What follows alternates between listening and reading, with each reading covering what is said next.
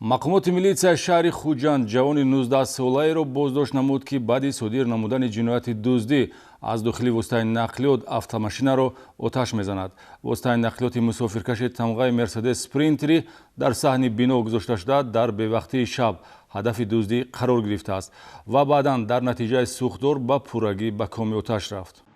муроҷиати шаҳрванд Ҳалимҷон Исломов, сокини 39 солаи шаҳри Хуҷанд ба мақомоти милитсия дар хусуси сӯхдори воситаи нақлиёти ба ӯ тааллуқ дошта тамғаи Мерседес Спринтер, ки дар назди бинои рақами 77 маҳаллаи 8 шаҳри Хуҷанд меистод, парда аз рӯи ҷинояти дуздиеро бардошт, ки гумонбаршаванда баъди тасарруфкорӣ ба оташ задани автомашина иқдом кардааст. шаҳрванд Иномов Фарҳод Равшанҷонович, соли таваллудаш 2001, зода ва истихоматкунандаи шаҳри Хуҷандро милитсия дар ҷинояти мазкур гумонбар медонад. Гумонбар шуда санаи 16 ноябр дар дили шаб тахминан соати 1:25 дақиқа бо мақсади дуздӣ вориди автомашина беназорат истода гашта, баъди ҷустуҷӯ 10 сомони маблағи пулӣ ва як адад гӯшмонаки бесимро пайдо намуда тасарруф мекунад. фарзияи оперативии сӯхдори воситаи нақлиётро қасдона мегӯяд, аммо гумонбаршуда Иномов нишондод медиҳад, ки аз беэҳтиётӣ ва тасодуфан асбоби дар дасташ будаи оташангезро афтонидааст, ки ба сар задани сӯхдор мусоидат кардааст. дар даста ҳамин зажигалка буд, бо он рӯшноӣ карда ҳамин дуни мошино мекофтам. ман мошино сӯи қасди даргирондани набудам. аз беэҳтиётӣ ҳамон алангачаи оташ ба ҳамон мошин расида, ҳамон мошино дар гирифт.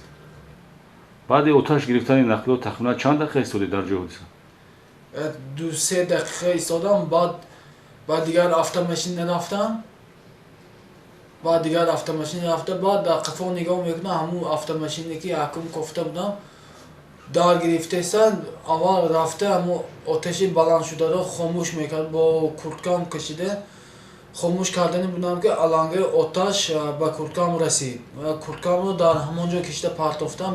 гумонбаршуда Фарҳод Иномов бори панҷум аст, ки пайроҳаи ноҳамвори зиндагӣ ҷинояткориро интихоб мекунад. қаблан 4 маротиба барои дуздӣ суд шудааст. дар ин навбат низ дуздиро ҳамчун мояи даромад истифода бурда, то ба дасти милитсия афтодан аз дохили нақлиётҳои мусофиркашӣ дар саҳни биноҳо беназорат буда дар якчанд ҳолат дуздӣ содир намудааст, ки барои санҷиш ва исботи далелҳои мазкур гурӯҳи фаври тафтишотии шӯъбаи вазораткорҳои дохилӣ дар шаҳри Хуҷанд чорабинои оперативии тафтишотиро ба роҳ мондааст. охирин кирдори ӯро, ки ба сӯхдори воситаи нақлиёт анҷомид, милитсияи шаҳри Хуҷанд бо изи гарм ошкор намуд. 120 000 сомони хисороти моддиест, ки аз каҷрафтории гумонбаршуда Фарҳод Иномов ба соҳиби воситаи нақлиёт расонида шудааст. зеро нақлиёти мазкур ба пуррагӣ ба коми оташ рафта бебарқарорӣ корношоям гардид. аз рӯи ҳодиса бо моддаи 244 кодекси ҷиноятӣ парвандаи ҷиноятӣ оғоз карда шуда, эҳтимол аст дар рафти бандубасти парвандаи ҷиноятӣ моддаи 255 кодекси ҷиноятӣ қасдан несту нобуд кардани амвол низ зам шавад.